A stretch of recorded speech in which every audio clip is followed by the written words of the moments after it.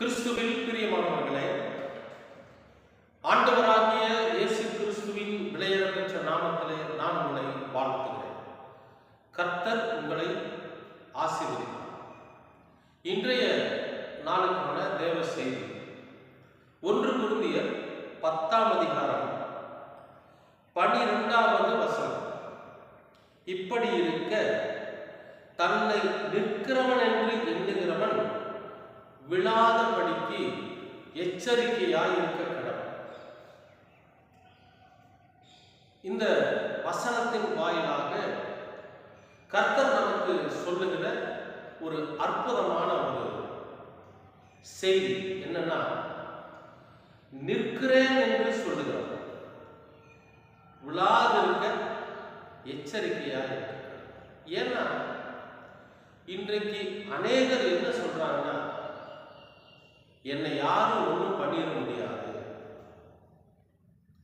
என்னை யாராலும் அசைக்க முடியாது, நான் கடவுளோடு இணைந்திருக்கிறேன், கடவுள் எனக்குள்ள இருக்கிறாரு, நான் என்ன சொன்னாலும் அது நடக்கும், ஏன்னா கர்த்தர் என்னுடைய வார்த்தையை மதிக்கிறவராக இருக்கிறார், ஆகவே என்னை யாரும் பண்ணிட முடியாது அப்படின்னு ஊழியக்காரர்களுடைய ஒரு எண்ணம்.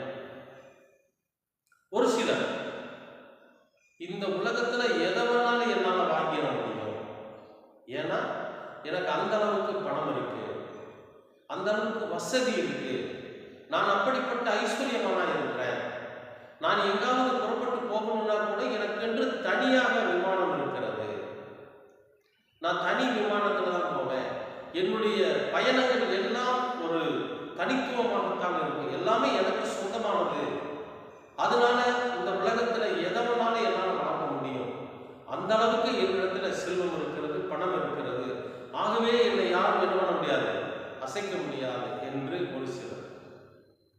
இன்னும் ஒரு சிலர், நான் உயர்ந்த பதவியில் இருக்கிறேன், என்னை யாரும் ஒன்றும் பண்ணிட முடியாது, நான் போனா 10 பேர் போவான், வான்னு சொன்னா 10 பேர் வருவான், நான் ஒரு தேசத்தையே அடக்கி ஆளக்கூடிய அளவுக்கு நான் உயர்ந்த பதவியில் இருக்கிறேன், அதனால என்னை யாரும் ஒன்றும் பண்ணிட முடியாது என்கிற எண்ணத்தோடு ஒரு சிலர். அன்பானவர்களே, இவங்க எல்லாருக்கும் இந்த இப்படிப்பட்ட எண்ணங்கள் உள்ள அத்தனை பேருக்கும் இந்த 2-3 வரிகளிலே சொல்லக்கூடிய விஷயம் என்னன்னா, எச்சரிக்கை ஒரு வார்த்தை சொல்றாரு, நீ விழாதபடிக்கு எச்சரிக்கையாக சொல்றாரு. அப்ப வீழ்ந்து போவதற்கு ஒரு வாய்ப்பு இருக்கு, ஒண்ணு இல்லைங்க. பவுல் என்கிற அந்த பரிசுத்த மனிதன் ஆண்டவர் ஊழியத்துக்கு தேர்வு செய்யறாரு. கலாத்தியருக்கு எழுதுறாரு, கிறிஸ்துவின் சுவிசேஷமே அல்லாமல் வேறொரு சுவிசேஷம் உங்களுக்கு பிரசங்கிக்கப்படும், ஒருவேளை நாங்களாவது அப்படின்னு சொல்லி தன்னை சொல்லிக்கிறார், அல்லது வானத்திலிருந்து வருகிற வேறொரு தூதனாவது இந்த சுவிசேஷத்தை மாற்றி சொன்னால் அவன் சபிக்கப்பட்டவனாக இருப்பான் என்று இங்கே பவுல் சொல்லுகிறத நம்ம பார்க்கிறோம். அப்ப எதுக்காக இப்படிப்பட்ட ஒரு வார்த்தையை அவன் சொல்றான்னா, பிசாசு என்பவன் யாரையுமே விட்டு வைக்காதவன், பிசாசானவன் ஒருவன் மீது குறிவிச்சான் அவன் அடிச்சது. ஏன்னா நம்மிடத்துல என்னென்ன வீக்னஸ் இருக்குன்னு அவன் பார்த்துட்டே இருக்கான், எந்த விதமான கெட்ட பழக்கம், எதிலே நாம வீழ்ந்து போகிறவர்களாக இருக்கிறோம் என்பதை அவன் தேடிக்கொண்டே இருக்கான். சமயம் வருவாங்க, அந்த சூழ்நிலையில அவன் வீழ்ந்து போகப்படும். இப்ப பாருங்க, நேபுகாத்நேசர் ஒருத்தர் தான், அவன் நான் கட்டின பாபிலோன் அப்படிங்கிற அந்த பெருமையின் ஆவி அவனுக்குள்ள வந்த உடனே வீழ்ந்து போயிட்டான். தாவீது என்கிற ஒரு மனிதன், அவன் பாருங்க பத்சபால் குளிக்கிறத பார்க்கிறான், விபச்சாரத்தினால வீழ்ந்து போனான். சாலமோன் ஞானி, இந்த வேதத்துல மிகப்பெரிய அற்புதமான ஒரு மனிதன், ஏகப்பட்ட புத்தகங்களை எழுதினவன், ஏகப்பட்ட பாடல்களை எழுதினவன். அவன் ரொம்ப, அதாவது அவன் உடுத்துற மாதிரி உடைகள் யாரும் இதுவரைக்கும் உடுத்துறது கிடையாதுன்னு வேதம் சொல்லுது. அப்படி ஒரு ஐஸ்வர்யமாய் வாழ்ந்த மனிதன். அவன் ஞானம் உள்ளவன். கடவுளிடத்துல அவன் ரொம்ப பிரியமானவனாக வாழ்ந்து கொண்டிருந்தான். ஆனா வீழ்ந்தான். அன்பானவர்களே, பிசாசானவன் நம்மை வீழ்ந்து போக செய்வதற்கு அவன் எப்பொழுதும் நம்மை உற்றி நோக்கி கொண்டிருக்கிறான். அப்ப யாரிடத்துல என்னென்ன விதமான பலவீனங்கள் இருக்கிறது என்பதை அவன் தேடிக்கொண்டே இருப்பான். ஒவ்வொரு நாளும் உங்ககிட்டையும் சரி, என்கிட்டையும் சரி, எல்லார்கிட்டையும். இன்றைக்கு அநேக ஊழியர்கள் வீழ்ந்து போய் இருக்கிறத நீங்க பார்க்கலாம். விபச்சாரத்துல நான் வாலிப பிள்ளைகளை கிறிஸ்துவத்துல கொண்டு வரேன்னு சொல்லி இன்றைய புதிய யுகம் அப்படிங்கிற விஷயத்துல பலவிதமான தவறான காரியங்களை, தவறான பாடல்களை, தவறான விஷயங்களை, தவறான வழிநடத்துதல்களை சொல்லி அவர்கள் திருச்சபைகளை வீழ்ந்து போக பண்ணுகிறார்கள். தானும் வீழ்ந்து போகிறார்கள். அன்பானவர்களே, நிற்கிறேன் என்று நினைக்கிறேன், என்னை யாரும் ஒன்றும் பண்ணிட முடியாது என்று நினைக்கிற அந்த பெருமிதம், அந்த ஆணவம் மிக விரைவில் வீழ்ந்து போகப்படும். ஒரு உதாரணத்தை நான் உங்களுக்கு சொல்றேன். டாக்டர் ஜான் வில்லியம் என்கிற ஒரு கர்த்தருடைய தாசர் ஒரு அமெரிக்கா நாட்டில் ஒரு பெரிய அவர் டாக்டர் ஜான் வில்லியம் என்பவர் இந்தியாவை சார்ந்தவர். இது அவர் சொன்ன சாட்சி. அவர் என்ன பண்றாரு, அமெரிக்காவில் ஒரு பெரிய ஒரு இடத்துல ஒரு கன்வென்ஷன்ல அவர் பேச சொல்லி கொடுத்துருக்காங்க. இப்ப அவரு அந்த கன்வென்ஷன்ல பேசுவதற்காக அங்க போய் அமர்ந்திருக்கு. நிறைய கூட்டம். உங்களுக்கு சாதாரணமாக கன்வென்ஷன்ல எத்தனை பேர் வருவாங்கன்னு தெரியும். இந்தியாவிலிருந்து ஒருத்தர் பேச வந்திருக்காருன்றதை கேட்பதற்காக அங்க நிறைய கூட்டம் அமர்ந்து கொண்டிருக்கிறார். ஸ்டேஜில் கொஞ்சம் பேர் இருக்கிறாங்க. இவருடைய செய்தியை துவங்குவதற்கு முன்பாக ஒரு ஓய்வு பெற்ற ஒரு ஆசிரியர் அவரை கூப்பிட்டு, இந்த செய்திக்கான துவக்கத்திற்கு நீங்கள் ஒரு ஜெபம் பண்ண வேண்டும் என்று அவர்களை அங்கிருக்கிற விழா குழுவினர் சொல்றப்போ அந்த ஆசிரியர் எழுந்து ஜெபிக்க ஆரம்பிக்கிறார். ஜெபம் பண்றப்போ அவர் சொல்றாரு, ஜெபத்துல சொல்றாரு, டாக்டர் ஜான் வில்லியமுக்குள் இருக்கிற பொல்லாத அசுத்தத்தின் ஆவி இயேசுவின் நாமத்தினால வெளியே போகட்டும் அப்படிங்கிற. மேடையில் இருக்கிற அத்தனை பேருக்கு ஆச்சரியம், விழா குழுவினருக்கு ஆச்சரியம்.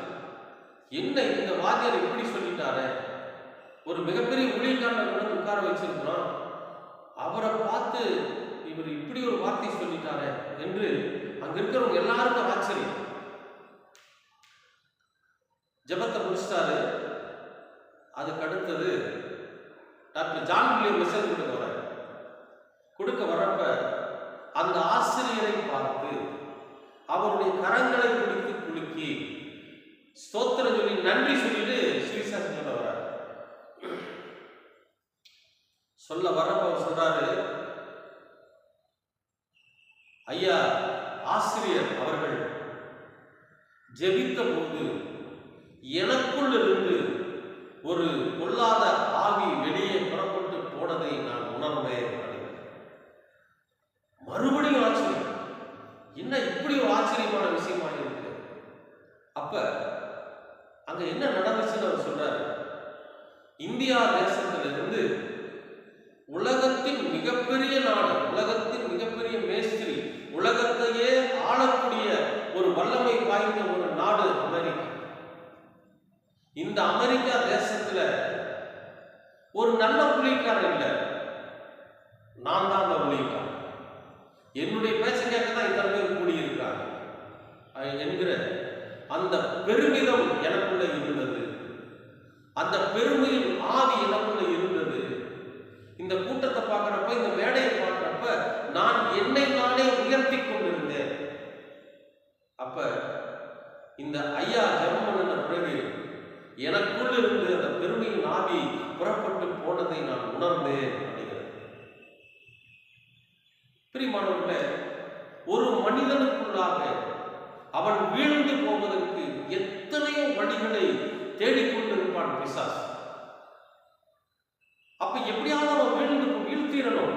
ஏன்னா பிரலோகத்திற்கு நம்மை அழைத்து சென்று பிதாவாகிய தேவனிடத்துல இவன் என்னுடைய மகன் என்று இயேசு கிறிஸ்து சொல்லுகிற வாய்ப்பை அவருக்கு கொடுக்க கூடாது என்பதற்காக இந்த பிசாசானவன் அநேகரை வஞ்சிக்கிறவராக தெரியும்.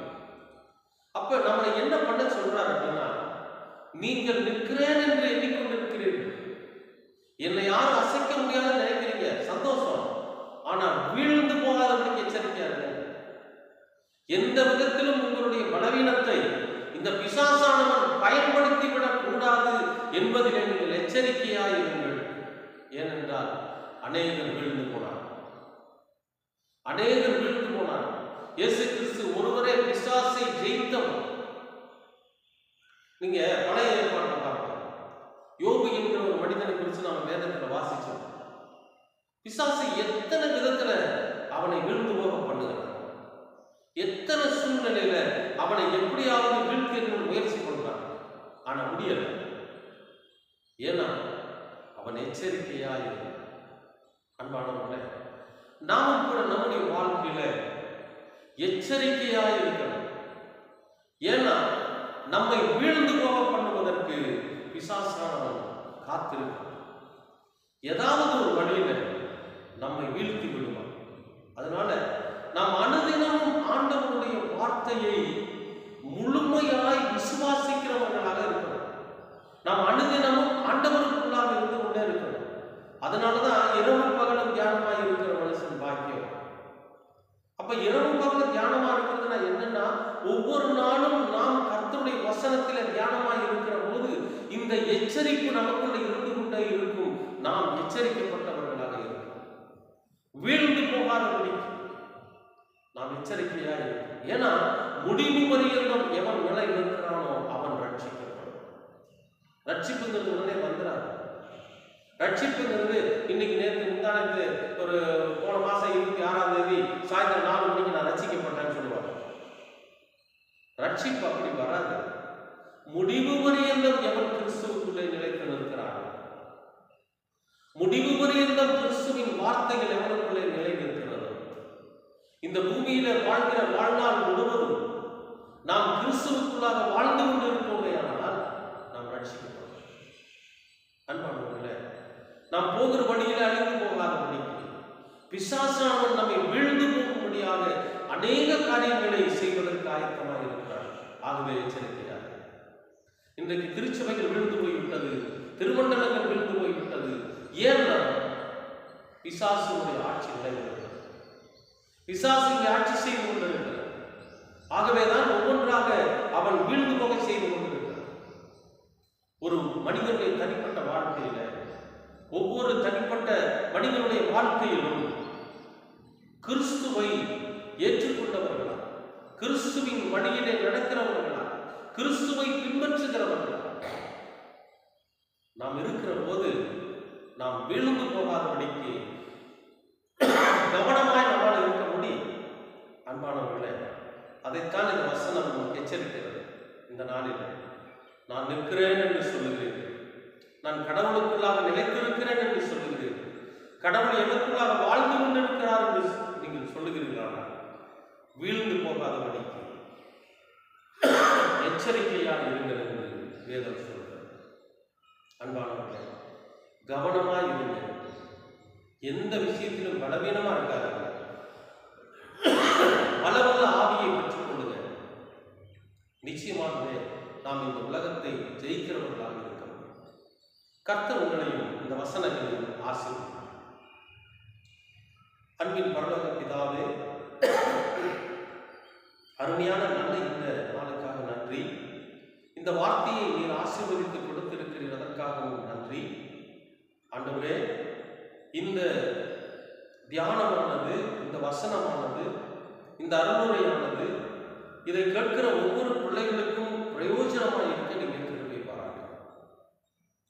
நாங்கள் நிற்கிறோம் என்று சொல்லுகிறவர்கள் வீழ்ந்து போகாதபடிக்கு எச்சரிக்கையாய் இருக்கக்கூடிய எச்சரிக்கையின் ஆவியை அவர்களுக்குள்ளே நீர் விதைக்க வேண்டுமாய் செபிக்கிறோம். ஒரு மனிதனுக்குள்ளே பரிசுத்த ஆவியானவர் இருப்பாரேயானால் அவனை சகல சத்தியத்திலும் வழி நடத்துவார்.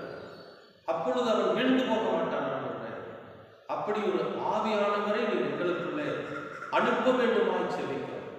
நாங்கள் எங்களை பரிசுத்தப்படுத்தி எங்களையும் எங்கள் குடும்பங்களையும் எங்கள் திருச்சபைகளையும் நாங்கள் வீழ்ந்து போகாதபடிக்கு நாங்கள் பாதுகாக்க நீர் எங்களுக்கு கிருபை பாராட்டும்.